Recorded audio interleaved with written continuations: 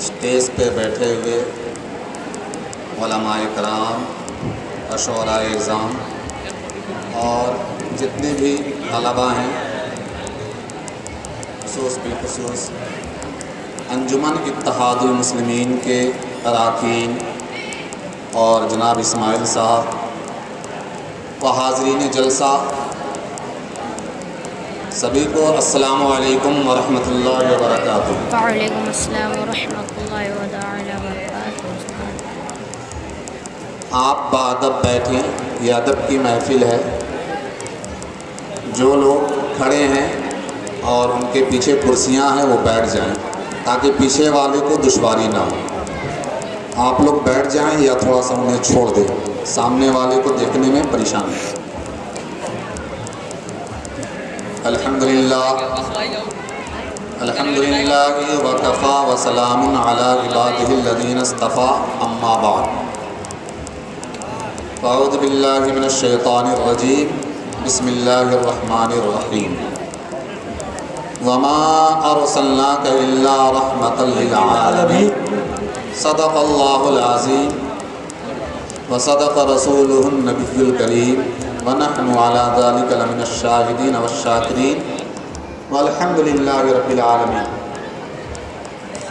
आइए हम सब कुछ सुनने सुनाने से पहले सबसे पहले अपने आका व मौला अहमद मुस्तफ़ा मोहम्मद मुस्तफ़ा सल्लल्लाहु तआला अलैहि वसल्लम की बारगाह बेकसपनाह में दरूद व सलाम का हदिया पेश करें। बाआवाज़ बुलंद पढ़ें, अल्लाहुम्मा सल्लि अला सय्यिदिना मौलाना मुहम्मदिन तिब्बिल क़ुलूबि व दवाइहा व आफ़ियतल अब्दान व शिफ़ाइहा व नूरिल अबसारि व ज़ियाइहा व आलिहि व सहबिहि दाइमन अबदा। खुतबा मसनूना में मैंने कलामुल्लाह की एक छोटी सी आयत तिलावत की है। वमा अरसलनाका इल्ला रहमतल लिल आलमीन, यानी अल्लाह फरमाता है, ऐ नबी, हमने आपको सारे जहानों के लिए रहमत बनाकर भेजा। आपके लिए, हमारे लिए, दोस्त के लिए। नारे तकबीर, नारे तकबीर, नारे रिसालत, या रसूल, नारे रिसालत। जश्न ईद मिलादुन नबी, जश्न ईद मिलादुन नबी। उलमाए अहले सुन्नत, उलमाए अहले सुन्नत, फैज़ान शेखुल आलम, फैज़ान शेखुल आलम। सरकार की आमद, मरहबा, सरकार की आमद, मरहबा, दिलदार की आमद, मरहबा, दिलदार की आमद, मरहबा, आहा की आमद, मरहबा, आहा की आमद, मरहबा, यासीन की आमद, यासीन की आमद, जश्न ईद मिलादुन नबी जिंदाबाद। हज़रात, आप लोग तशरीफ रखें। और ये जो इधर से गश्त हो रहा है, उन लोगों से भी मैं गुजारिश करूंगा, ये रास्ता जाना आने के लिए नहीं है कि आप लोग इधर से चरागाह देखने के लिए उधर जाएं और आएँ। ये प्रोग्राम है आक़ाए नेमत नबी रहमत सल्लल्लाहु ताला अलैहि वसल्लम की सूरत और सीरत का बयान है। यहाँ पर आप लोग बैठ जाइए और प्रोग्राम को कामयाब बनाइए। साथ ही साथ बार बार ये ऐलान किया जा चुका है कि ये अज़्म-ओ-शान प्रोग्राम अंजुमन इत्तेहादुल मुस्लिमीन के ज़ेर एहतमाम आज 55वां सालाना प्रोग्राम मुनक़्क़िद है, जिसमें खिताब के लिए बाहर से आए हुए तमाम उलमाए किराम तशरीफ़ ला चुके हैं। अभी आपके सामने हमारे आमिल सुन्नत मुस्तफ़ा खतीब अहले सुन्नत हज़रत अल्लामा मौलाना मुफ्ती मंजूर खां साहब, जो प्रिंसिपल मदरसा अशरफुल उलूम के हैं, वो रौनक स्टेज हो चुके हैं। आप तमाम लोगों से गुजारिश है, साथ ही साथ हमारे बाहर से आए हुए मेहमान हज़रत अल्लामा मौलाना ज़ुबैर साहब तशरीफ़ ला चुके हैं। और साथ ही साथ राय बरेली शरीफ से हज़रत अल्लामा मौलाना मुफ्ती ग़ुलाम रसूल साहब वो भी तशरीफ ला चुके हैं। एक बाद दीगरे इन तमाम उलमाए किराम का खिताब आप समाअत फरमाएंगे। मैं आप लोगों से गुजारिश करूंगा कि आप लोग इधर उधर चहलकदमी न करें, बल्कि यहाँ बैठ जाएं और बैठ करके हमारे अनाउंसर साहब बितरतीब खुतबा और उलमा को बुलाएंगे, उसके नूरानी बयानात से आप महसूस हों।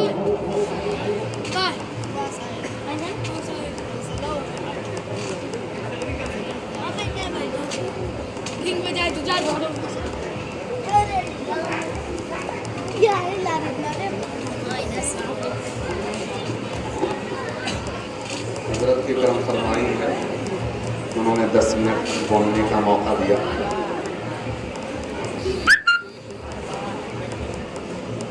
आका सल्लल्लाहु ताला अलैहि वसल्लम जब इस दुनिया में आए तो आने से कबल इस दुनिया में बर्बरियत इतनी ज़्यादा थी, गुमराहियत इतनी ज़्यादा थी, आप ये समझ लें कि उस वक्त की माएँ अपने बच्चों को दूध की जगह पे शराब तक पिलाया करती थी। आज उस आका का बेपनाह फज़्ल है, रहमत है कि हम लोग आका के बताए हुए लाए हुए इस्लाम पर अमल पैरा है। मैं आका सल्लल्लाहु ताला अलैहि वसल्लम की बारगाह में एक नौजवान जिनका नाम हज़रत दहिया कल्बी है, वो आते हैं और आका सल्लल्लाहु ताला अलैहि वसल्लम से कहते हैं कि आप कौन सा पैगाम लेकर के आए हैं, उस पैगाम को मुझे भी बताएं। चूँकि उससे पहले आका ने दहिया कल्बी के बारे में दुआ फरमाई थी कि बहुत ही नौजवान खूबसूरत इंसान है, अल्लाह इसको इस्लाम में दाखिल फरमा।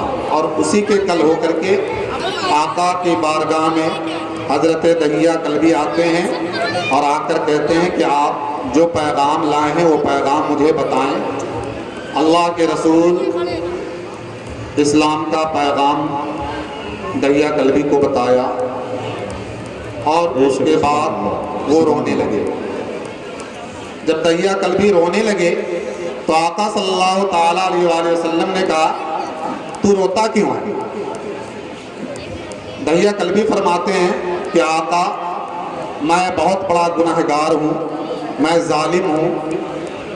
कहा कि आखिर तू कौन सा गुनाह किया कि इतना रो रहा है?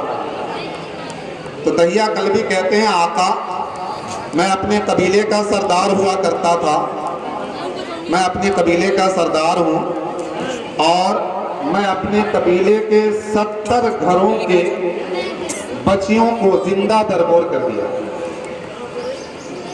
बस इसी बात को लेकर के मैं रो रहा हूँ।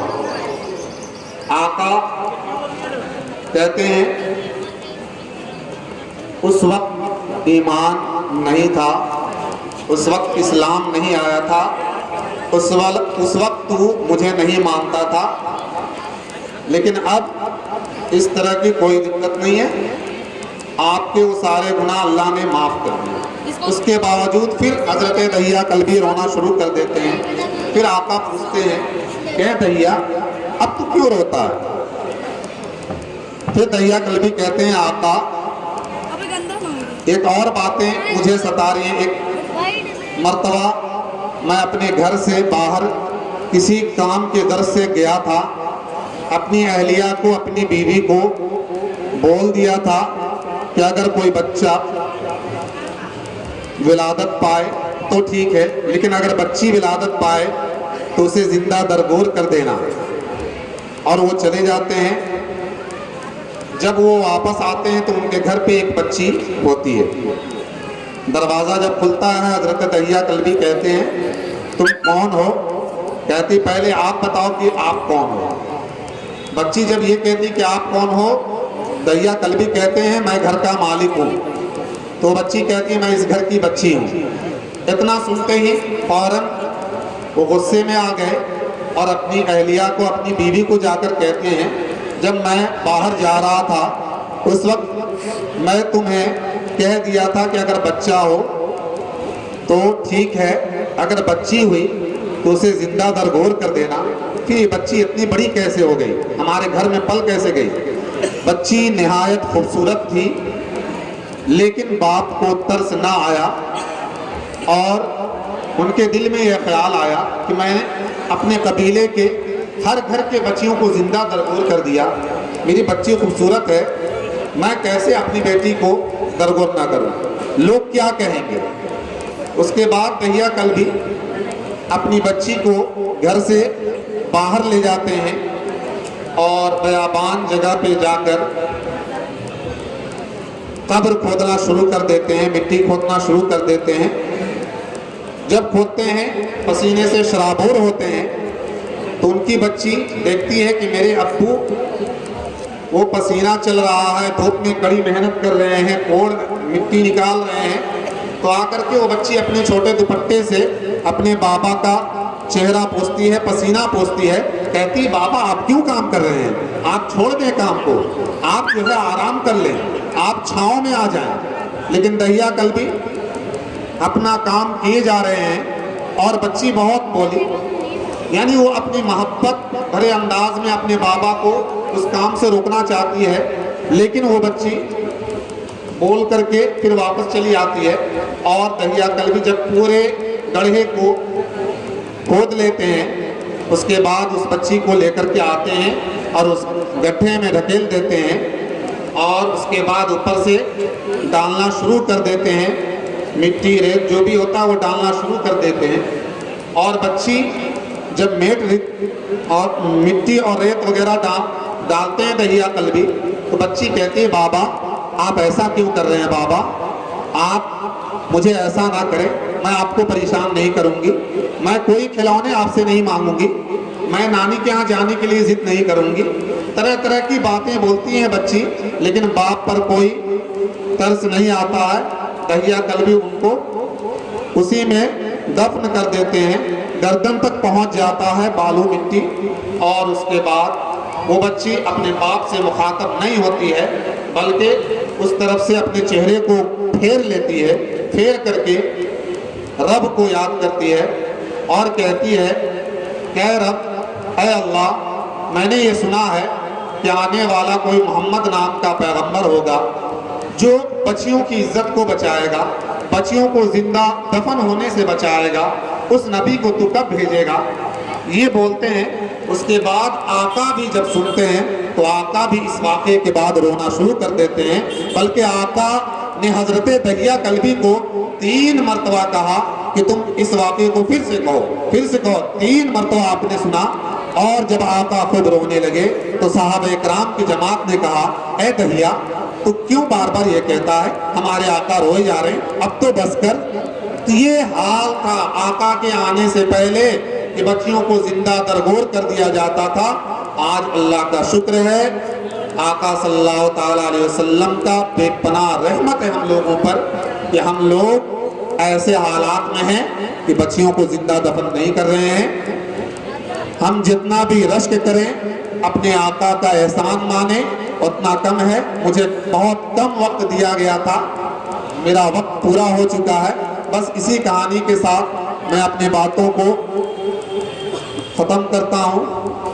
यहाँ जितने भी स्टेज पर उलमाए कराम हैं, उन सबों से मैं अपने लिए कहता हूँ कि मेरे लिए दुआ फरमाएं। मैं रदौली शरीफ में नया हूँ और अल जामियातुल हक में दर्स दे रहा हूँ। दुआ फरमाएं कि अल्लाह मुझे पाए तकमील तक पहुँचाएँ और शायखुल आलम का करम मुझ पर हमेशा बना रहे, आप सब पे बना रहे। आमीन सुम्मा आमीन। वाहिर दावाना अल्हम्दुलिल्लाह।